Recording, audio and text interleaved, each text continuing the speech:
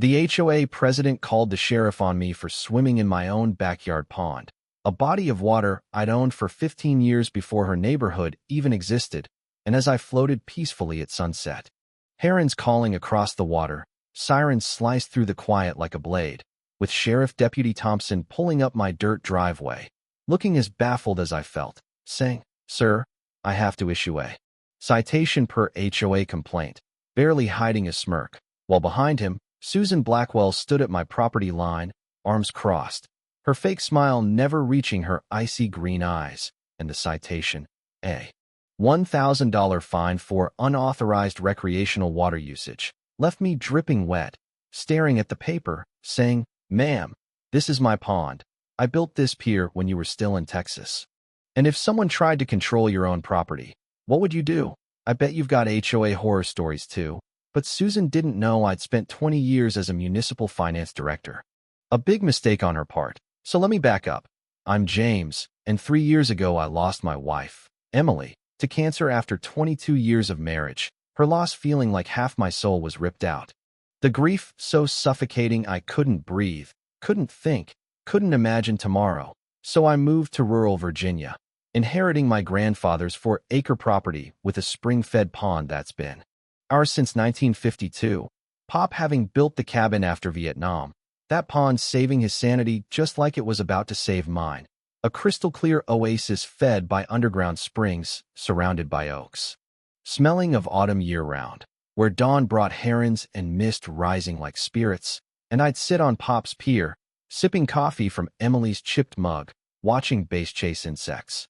The silence pure therapy, no traffic, just wind and fish splashing, my 20 years as finance director for Riverbend County teaching me how obscure ordinances hide harassment, auditing budgets, and catching crooked contractors. But after Emily's death, I retired early, the pond becoming my sanctuary. Then Susan Blackwell arrived, a tornado in designer boots, and in 2019, developers bought the timber trail by my fence, bulldozers raising maples, chainsaws drowning out mornings, diesel fumes mixing with oak scent like an industrial plague, and within 2 years, 47 upscale homes sprouted.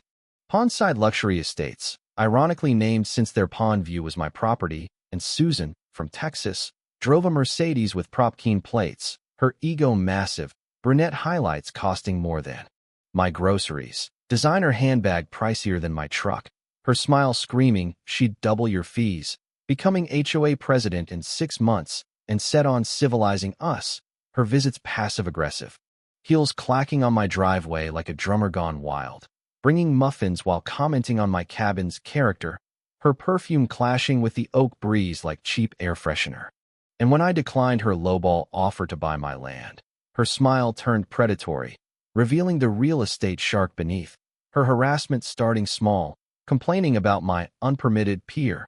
But I showed 2008 permits. Then she claimed my base contaminated the watershed, the inspector laughing since my pond was cleaner than municipal water, but Susan found a 1920s ordinance on recreational water permits, a legal fossil, getting her ex-client county commissioners to amend it retroactively. So my 70-year-old pond needed her HOA's approval, a woman here for 18 months trying to control water my family owned for 3 generations, then calling the cops on a grieving widower, a bad move. And 2 weeks later, Susan arrived with backup.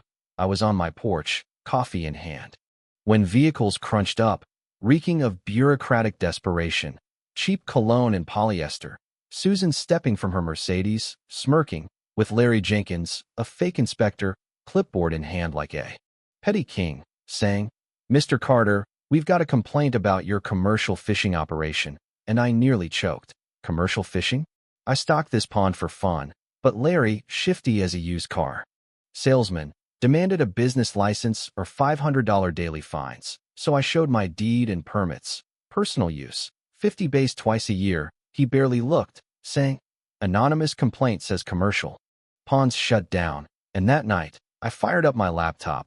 20 years in municipal work teaching me every bureaucrat leaves a trail. Finding Larry's credentials expired 2 years ago, a fraud operating across 3 counties, so I screenshotted his license, filed a state complaint, and dug deeper. Larry facing a $10,000 fine and charges for impersonation. panicking and calling Susan, who doubled down, sending a $3,000 backdated HOA bill for dangerous water activities, charging me rent to swim in my pond, dug in 1952. So I researched precedents, finding Lucas versus South Carolina, where the Supreme Court ruled against fees for legal property use, filing an injunction to stop her, and a surveyor confirmed my boundaries, revealing Susan's neighborhood encroached 15 feet onto state forest land, 3 homes, including her cousin Tina's, facing $50,000 fines and demolition. So I tipped the forestry department anonymously, and Susan stormed over, red-faced, screaming about harassment, her heels grinding dirt. "I'll sue you for emotional distress." But I handed her my injunction papers. "See you in court. Susan, bring a lawyer." And she escalated to psychological warfare, calling Channel 7 News, a van rumbling up as I fed my base. Reporter Rachel Gomez approaching, cameraman in tow, Susan in a concerned citizen blazer, saying, "Mr. Carter, your pond threatens the water supply." Her 3 neighbor props faking concern, but I stayed calm, inviting them to test my water, drinking a glass from the pond, eyes on the camera. Handing Rachel a folder with clean water reports, 1892 deeds, valid permits, and photos of Susan's encroachment, Rachel's questions shifting to Susan, who stammered about potential risks. Her eye twitching, and I mentioned Susan's shady past in Texas and Nevada. Her face paling, the follow-up broadcast showing Susan contradicting herself, admitting she never tested the well water she claimed to protect. My calm responses contrasting her frenzy. Neighbors calling to thank me for standing up to her bullying, fearing her retaliation, but Susan went nuclear, claiming my septic system contaminated the watershed. Inspector Marcus finding my eco-friendly composting toilet a showcase, dismissing her complaint as malicious. Then came a cease and desist from Richmond's priciest lawyers, claiming my swimming's splashing violated noise ordinances, demanding $5,000 in fees, followed by Susan's surveillance. HOA members photographing me, leaving notes on my truck, triggering baseless county inspections, building, fire, tax, reeking of harassment. So I spent a weekend in the county records office, smelling old paper, finding Susan's neighborhood violated a wetlands permit's 25-foot buffer, her home at risk of $10,000 daily fines or demolition, her HOA financials showing fraud, no bidding for contracts, her husband Mark's landscaping getting $45,000 for $18,000 work, cousin Tina's pool maintenance $28,000 for weekly service, legal fees covering her personal attorney, pure fraud, and Susan filed a restraining order, claiming I stalked and threatened violence. But my attorney, Laura, a HOA dispute expert, smiled at my evidence, and in court, Judge Elizabeth Hayes, a 30-year veteran, dismissed Susan's claims, my footage showing her harassment, her witnesses contradicting each other, Susan getting a protective order against her, $2,500 in my attorney fees, and a perjury warning, her parking lot meltdown making headlines. HOA president's courtroom tantrum, residents revealing her harassment, fines for pool parties, garden decorations, guest parking, and Laura found a game-changer in the HOA charter, letting me join as a voting member with 31% voting power. Susan's campaign handing me control, and Laura discovered Susan's development violated zoning, 47 homes on a 16-home plot, approved via a 2019 emergency variance expiring in 6 months, threatening 31 homes with demolition, fees tripling, Susan knowing and lobbying commissioners, but her attacks alienated them, my municipal reputation helping. So I joined the HOA to remove Susan, rallying allies. Martha, fined for a bird feeder. David, spotting $43,000 in shady expenses.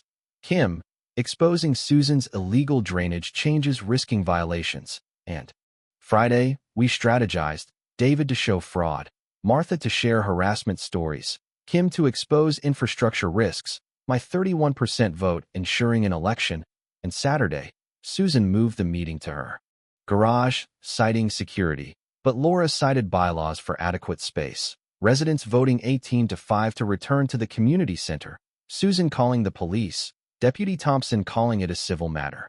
And at the community center, 31 residents attended, Susan's evasions crumbling as David showed inflated contracts. Her attack on me weaponizing Emily's death, claiming I stalked kids.